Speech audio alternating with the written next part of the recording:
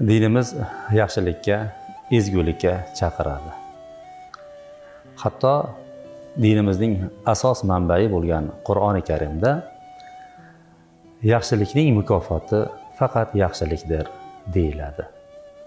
Ayrim mufassir ulamolarimiz ushbu oyati karimadagi yaxshilikning mukofoti faqat yaxshilikdir degan ma'noga yaxshilikning mukofoti jannatdir deya tafsir ma'no aytishgan.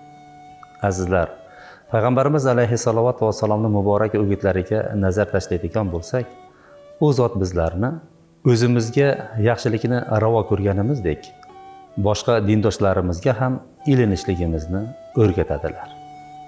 Va bu haqda muborak o'gitlarida va ahibba linnasi ma tuhibbu li nafsik, o'zingiz uchun yaxshi ko'rgan, o'zingizga ravo ko'rgan narsani boshqaga ham ravo ko'ring deyiladi.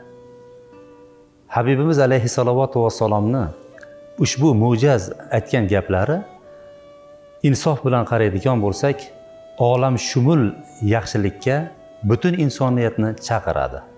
Har bir inson o'ziga qulay sharoit, lazzatli taom, ajoyib ulov, qo'yingki har jihati, har jabhasi uning uchun go'zal bo'lishligini istaydi.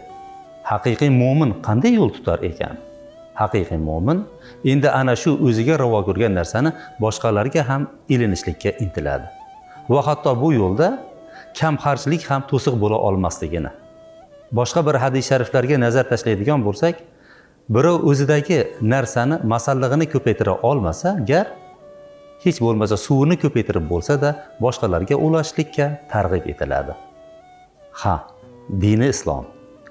Biz unga hidoyat qilingan bu muborak din agar o'rganib amal qilinsa, hayoti dunyoda o'zaro ahillik shakllanadi.